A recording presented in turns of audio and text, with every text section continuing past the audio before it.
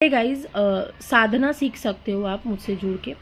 तंत्र काट जो होता है वो ऑटोमेटिकली तंत्र कटने लग जाता है जब आपकी साधनाएं बहुत ज़्यादा अच्छी होती है। ठीक है, तो तंत्र एक बार होगा, 2 बार होगा, 5 बार होगा, कुछ पता नहीं, कुछ बोल नहीं सकते। लेकिन साधना में अगर आप डटे रहते हो और आपके घर में बार बार तंत्र क्रिया हो रही है जिसकी वजह से आप परेशान हो, आपका करियर बंद हो गया, आपका सारा बिजनेस ठप हो रहा है, घर वाले बीमार हैं, तो आपको साधना क्षेत्र में उतरना पड़ता है। कहीं ना कहीं ये ऊपर की शक्तियों की ही मर्जी होती है, आपकी शक्तियों की ही मर्जी होती है कि आप इस क्षेत्र में उतरो।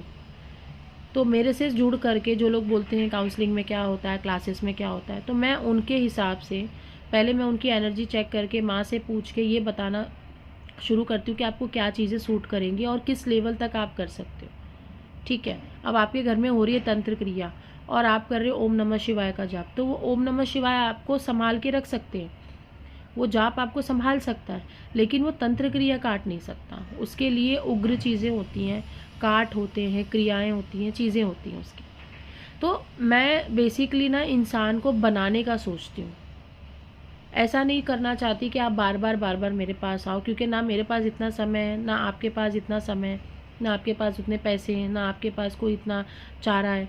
तो साधना करने से ना पूरा ज़िंदगी सुधर जाता है, पूरे घर का वंश सुधर जाता है, हमारे आगे आने वाले जन्म, हमें मिलने वाला मोक्ष तक हमें दिखने लगता है। तो साधना करो, अपने आप को कैपेबल बनाओ। दुनिया भर के मंत्र जाप करके कोई मतलब नहीं है, कोई भी मतलब नहीं है अगर आपने अपने आप की, अपने अंदर की चीज़ों को सुधारा नहीं। तो कहीं ना कहीं शक्तियों का जो इशारा होता है वो समझना ज़रूरी होता है। मेरे पास आकर के कोई फ़ायदा नहीं है, या किसी भी साधक के पास जाकर के कोई फ़ायदा नहीं है जब तक आप अपने आप को नहीं सुधार लेते हो, आप जब तक अपने आप को शुद्ध नहीं कर लेते हो।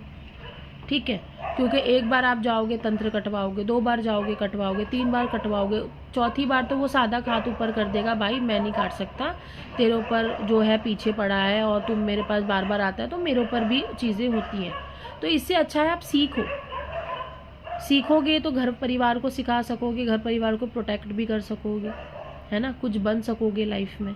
तो आगे आने वाली जो स्थिति है वो यही बन रही है कि ज़्यादा से ज़्यादा लोगों को सिखाया जाए, हमारे थ्रू या आपके थ्रू आप सीखोगे और 4 लोगों को सिखाओगे, 10 लोगों को सिखाओगे।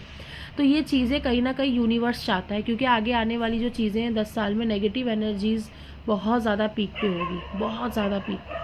इसलिए अभी ये जो समय है 2035 तक का, 34-35 तक का, ये बहुत ज़्यादा स्पिरिचुअलिटी के लिए अच्छा है।